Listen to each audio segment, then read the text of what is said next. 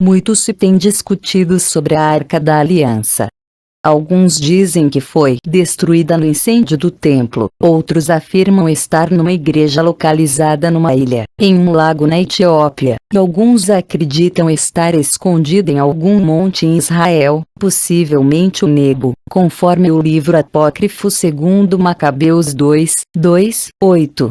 No entanto, uma outra história ocorreu em Jerusalém às 14h15 do dia 6 de janeiro de 1982, numa caverna 7 metros abaixo do local da crucificação, no Calvário, e esta realmente com base bíblica e fundamento histórico. Passados cerca de 17 anos, foi revelado a nível internacional um fato mantido em segredo a pedido das autoridades judaicas em 1982, sendo divulgado naquela época apenas nos Estados Unidos. Em Êxodo 25, 10, 22 e 37, 9 está a descrição completa da Arca da Aliança e da sua tampa, chamada de propiciatório ou assento de misericórdia. É uma caixa de madeira de acácia coberta com ouro com aproximadamente 130 centímetros de comprimento e 80 centímetros de largura e altura, aberta apenas na parte superior. Para transportá-la, foram colocadas 4 argolas, uma em cada canto, parte inferior, e 2 varais de madeira de acácia cobertos com ouro passados por dentro das argolas. A tampa, chamada de propiciatório, é totalmente feita em ouro puro e do mesmo tamanho da abertura da arca. Em cada lado, nas extremidades, há um querubim feito de ouro batido, de forma que ambos e o propiciatório formam um só objeto. As asas de cada querubim passam por cima do propiciatório, e as suas faces, em cada extremidade, estão de frente olhando para o propiciatório. Moisés ouvia a voz de Deus vinda de uma nuvem que aparecia sobre o propiciatório, Levítico 16, 2 e Números 7, 89. Em 1978, após descobrir algumas rodas dos carros egípcios no Mar Vermelho, o arqueólogo Ronald White retornou a Jerusalém, e enquanto conversava com um profissional em antiguidades romanas, pararam em uma pedreira antiga, conhecida como Escarpa do Calvário, e apontou para um local que é usado para entulhar lixo. Repentinamente disse: "Esta é a Gruta de Jeremias e a Arca da Aliança está lá." White, que nunca se interessou pela procura da arca, espantou-se com as suas próprias palavras. O homem que o acompanhava ficou entusiasmado, prometendo-lhe obter permissão por escrito para escavar, e além disso, receber hospedagem e comida gratuitamente. Mas ele recusou temporariamente a oferta, retornando para sua casa no Tennessee, Estados Unidos, iniciando um sério estudo sobre o maior tesouro da antiguidade. White tirou várias conclusões. A arca não poderia ter sido levada para a Babilônia, de acordo com as referências bíblicas. Deveria ter sido escondida algum dia entre o ano 621, 18º ano do reinado de Josias, e 586 a.C., quando os babilônios invadiram a cidade e o templo foi destruído. Finalmente, a arca deveria ter sido escondida entre as tranqueiras babilônias e o muro da cidade, pois ninguém em Jerusalém pôde sair, considerando que a cidade havia sido totalmente destruída, e que era altamente improvável que a arca estivesse escondida nela. Todos estes pontos emparelharam perfeitamente com a área que White havia apontado, identificado como sendo a Gruta de Jeremias. O lugar estava exatamente entre o muro e as tranqueiras. Isto era suficiente para ele voltar a Jerusalém e iniciar a escavação. White e seus 2 filhos começaram cavando diretamente para baixo da face do precipício, paralela a esta. Ao mesmo tempo que removiam vários baldes de pedra e terra, eles tiveram que seguir as exigências do Departamento de Antiguidades, peneirando tudo para não perder qualquer tipo de artefato. Como eles cavaram para baixo, encontraram 3 nichos cortados como estantes na parede do precipício. Alguns arqueólogos já haviam descoberto nichos romanos semelhantes, assim White reconheceu imediatamente para que serviram. A uns 11,5 metros abaixo do nível do solo, encontraram o antigo chão do local, o ponto mais baixo. Depois de remover cuidadosamente os escombros, eles acharam uma câmara com um diâmetro de aproximadamente 4,5 metros. Havia degraus em espiral na parede e mais acima um buraco. Era evidência que a câmara deve ter sido transformada em uma cisterna. No buraco teria uma corda que desceria um balde para coletar água ou talvez grãos. Ao cinzelar através do emboço usado como enchimento para moldar a cisterna, ele achou vários fragmentos de cerâmica e moedas, e conseguiram então encontrar o nível do solo da época. Neste momento, eles começaram a cavar horizontalmente um túnel ao longo da parede do precipício, até o local onde eles tinham iniciado as escavações. O propósito era achar uma entrada de uma caverna ou escavar até a parte subterrânea da face do precipício. Mas o que eles encontraram foi a evidência da violência que era cometida ali. 1 metro acima da extremidade da cisterna terminava a fundação. Cavando diretamente 1 metro abaixo, White achou várias pedras do tamanho de um punho, e entre elas achou também ossos humanos, particularmente ossos de dedo.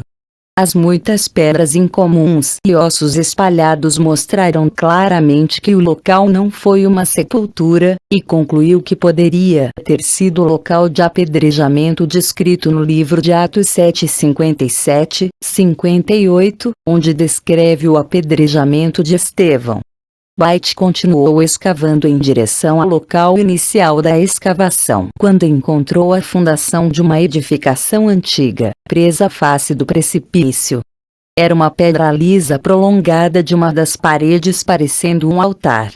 Na área da frente da borda, ele achou outros 3 furos quadrados cinzelados no chão de pedra da mesma maneira como o primeiro. Eram nitidamente buracos de cruz. As circunstâncias que levaram White a começar cavando ali e a sua confiança de que Deus estava lhe dando uma direção, o fez crer que o primeiro buraco com a rachadura poderia muito bem ter fixado a cruz de Cristo. Quase 2 anos haviam se passado desde que White e seus 2 filhos começaram a escavar, e ainda não tinham achado qualquer sistema de caverna ou túneis escondidos. Embora White tivesse achado vários artefatos de grande significância, não eram exatamente o que estava procurando: a Arca da Aliança. Na viagem seguinte, descobriram que esta caverna conduzia a um outro sistema de cavernas e túneis muito maior. Vejam esse relato de White. Assim, fiz um buraco grande o bastante para entrar, e fui rastejando para dentro e com a lanterna rastejei até lá, ao redor e por cima das pedras, iluminei para baixo entre as rachaduras da pedra, e nessa superfície plana uma coisa dourada refletiu atrás de mim. Assim movi por cima das pedras, iluminei para baixo por outra rachadura. Havia 2 reflexões, uma aqui, uma lá e uma em cima daqui. Assim percebi que era uma superfície plana, parte superior dourada, e pensei: a Arca da Aliança. Me esqueci dos querubins assentados na parte de cima. Eles teriam sido empurrados para cima através das pedras e das coisas, em cima do propiciatório. De repente percebi que estava sentado em frente da Arca da Aliança e o sangue de Cristo estava derramado sobre ela. Nunca tinha ouvido alguém orar qualquer coisa sobre aquele tipo de possibilidade, nunca. Era muito para mim. Concluiu White. No dia da crucificação, Jesus usava a sua própria roupa e uma túnica, Mateus 27, 31, 35, Marcos 15, 20, João 19, 23, que foi trocada pela coroa de espinhos. para morrer pelos pecados dos gentios, bastava o derramamento de sangue na cruz, mas era necessário também que morresse pelos pecados do sacerdote, o próprio Jesus, o verdadeiro sacerdote, e do povo de Israel, assim anularia a antiga aliança. Isso só poderia ser feito atravessando o véu, que era sua própria carne. Mateus 27, 51, Marcos 15 38, Lucas 23 e 45 e Hebreus 10 e 20, e aspergindo seu próprio sangue no propiciatório. Por isso afirmou que destruiria o santuário e o reedificaria em 3 dias. Mateus 26, 61, Marcos 14 e 58 e João 2 e 19, 21, anulando os estatutos antigos. A promessa que White acharia a arca nesta viagem foi cumprida, mas contudo não lhe foi permitido vê-la totalmente, nem lhe foi possível retirar a arca da caverna. Frustrado com isso, ele ouviu a voz de Deus. Só lhe disse que a acharia. Sairá daqui no seu devido tempo. As autoridades lhe disseram que mantivesse a descoberta da arca em segredo. O motivo é que esta descoberta poderia criar grandes problemas religiosos e políticos para Israel, por ser uma sociedade frágil e explosiva. Eles temiam uma possível reação violenta de alguns judeus radicais se eles tomassem conhecimento de que a Arca da Aliança foi encontrada. Em outras épocas, a disputa pelo Monte do Templo gerou alguns conflitos sangrentos. Em uma de suas estadias em Jerusalém, White recebeu um pedido de ajuda por parte das autoridades israelenses. O problema era sobre 6 homens que tinham entrado no sistema de túneis, pela caverna de Zedequias, numa tentativa de passar a arca para outro local do sistema. O motivo desta operação era que naquele tempo, a área havia sido ocupada por palestinos e as autoridades israelenses temiam que a tomassem definitivamente, levando-lhes a perder o acesso ao local da arca. Sim, estamos numa situação que precisamos de sua ajuda. Então lhes disse que os encontraria na caverna de Zedequias naquela noite. Ao entrar na caverna foi escoltado até o lugar onde a entrada do sistema de túneis fica situada para então ir ao local da arca. Lhe foi falado que tinham sido enviados 6 homens ao túnel para mover a arca e o conteúdo da câmara a uma parte diferente do sistema de forma que ficasse segura, afastada do território ocupado. Os homens foram vestidos como sacerdotes, levitas, e carregavam rádios para comunicação, mas logo após terem entrado no túnel começaram a gritar. Os gritos eram tão terríveis, que o restante dos homens tiveram medo de entrar também. Eles perguntaram a White se ele entraria e veria o que tinha acontecido. Ele concordou. Ao entrar no túnel, viu que os homens só tinham caminhado aproximadamente 20 metros, faltando 90 metros para chegarem até a arca.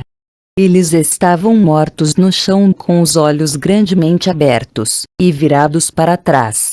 Como médico anestesista, White percebeu que era um sintoma clássico de um golpe bilateral, ou uma hemorragia volumosa no cérebro. Então saiu e contou para as autoridades o que havia encontrado. Em seguida levou uma cesta de salvamento com uma corda presa no túnel e retirou os corpos dos homens um por um. Pediram-lhe que não mencionasse a ninguém sobre o incidente. Aproximadamente 16 pessoas morreram por tentarem interferir ou parar os trabalhos que White fez com a permissão de Deus. A maioria delas morreu particularmente relacionada à Arca da Aliança. Lembrando que Ronald White trabalhou durante 3 anos e meio antes de realizar seus esforços para localizar a Arca da Aliança, as equipes do W.A.R. retornam para casa com um senso de cumprimento, e aguarda um outro dia na busca da chave, que destravará o mistério do querubim, na caverna de Zedequias, e a passagem que conduz à Arca da Aliança. Novas escavações iniciadas em agosto de 2006 revelaram uma cisterna circular bizantina de 45 mil litros, e também uma escadaria de pedra, exatamente no local descrito por White. A foto mostra o local da escavação 9 metros abaixo da superfície. Em algum dia, num futuro próximo, a Arca da Aliança e as tábuas de pedra, com os 10 mandamentos, bem como os demais objetos, serão finalmente retirados da gruta de Jeremias. Mas não por vontade e vaidade humana, mas de acordo com a vontade de Deus, o verdadeiro dono de todas essas relíquias. Eu sou a pastora Virtuosa. Deus te abençoe.